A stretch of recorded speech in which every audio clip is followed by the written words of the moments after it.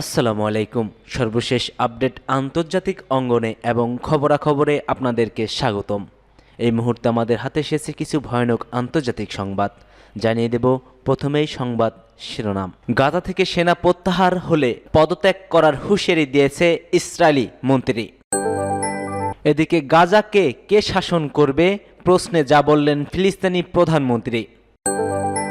আরও জানিয়ে দিচ্ছি, যুদ্ধবিরতি চুক্তির খবরে গাজাবাসী মেতেছে উল্লাসে। আরও জানিয়ে দিচ্ছি, গাজায় যুদ্ধবিরতি উদযাপনের মধ্যেই ইসরায়েলি হামলা, নিহত ৩। সর্বশেষ জানিয়ে দিচ্ছি, চীনকে রুখতে জ্যামার বসাচ্ছেন যুক্তরাষ্ট্র। এতক্ষণ শুনছিলেন সংবাদ শিরোনামগুলো, এবার বিস্তারিত। তবে তার আগে আপনি যদি যুদ্ধবিরতির পক্ষে সমর্থন দিয়ে থাকেন অবশ্যই কমেন্ট সেকশনে ইয়েস লিখে আপনার সমর্থনটি নিশ্চিত করুন এবং ভিডিওটি যদি ভালো লেগে থাকে অবশ্যই একটি লাইক করবেন। চ্যানেলটিকে সাবস্ক্রাইব করার অনুরোধ রইল। ইসরায়েলের অর্থমন্ত্রী ও উগ্র ডানপন্থী নেতা বেজালাল স্টোটস হুঁশিয়ারি দিয়ে বলেছেন, যুদ্ধবিরতির পর যদি ইসরায়েল গাজায় সেনা না পাঠায় তবে তিনি সরকারের পদ থেকে পদত্যাগ করবেন। স্মোট্রিচের এই মন্তব্যে ইসরায়েলের অভ্যন্তরীণ রাজনীতিতে উত্তেজনা বাড়ছে। এতে প্রধানমন্ত্রী বেনিয়ামিন নেতানিয়াহুর মন্ত্রিসভায় অস্থিরতা তৈরি হতে পারে। তিনি বলেন, যদি আমাদের সেনারা গাজায় না যায় এবং পরিস্থিতি নিয়ন্ত্রণে না নেয় তবে আমি এই সরকারের অংশ হতে পারবো না। এক প্রতিবেদনে এ খবর দিয়েছে জেরুজালেম পোস্ট।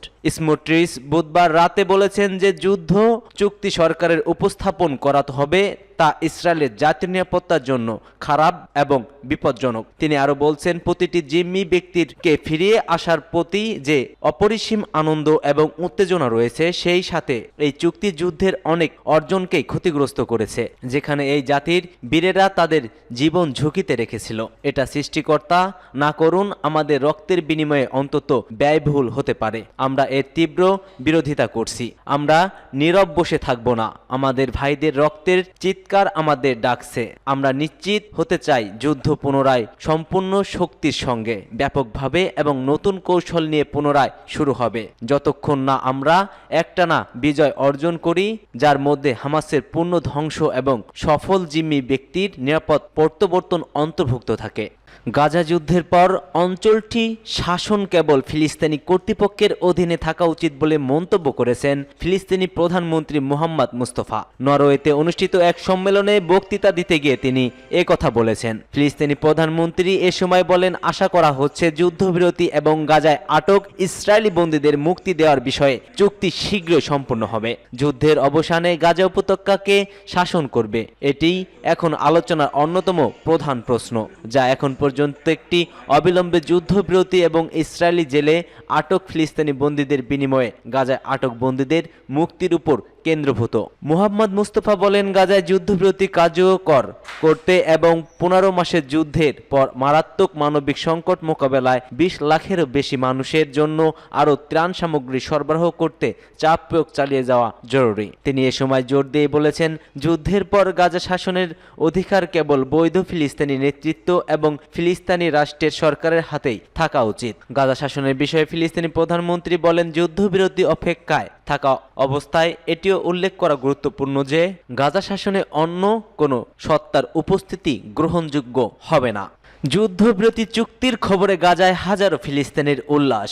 যুদ্ধবিরতির প্রস্তাবের শর্তে সম্মত হয়েছে ইসরায়েল এবং হামাস। এ খবর প্রকাশের সঙ্গে সঙ্গে গাজার রাস্তায় নেমে উল্লাস করেছেন ফিলিস্তিনিরা। এদিকে গাজার মধ্য অঞ্চলের দেইর আল বালাহা এলাকায় মানুষের উল্লাসের কিছু ছবি প্রকাশ করেছে সংবাদ মাধ্যম আল জাজিরা। এতে যুদ্ধবিরতির খবর পেয়ে ফিলিস্তিনিদের আনন্দ উল্লাস করতে দেখা যায়। দীর্ঘদিন পর ফিলিস্তিনিদের মধ্যে এমন দৃশ্য দেখা গেল।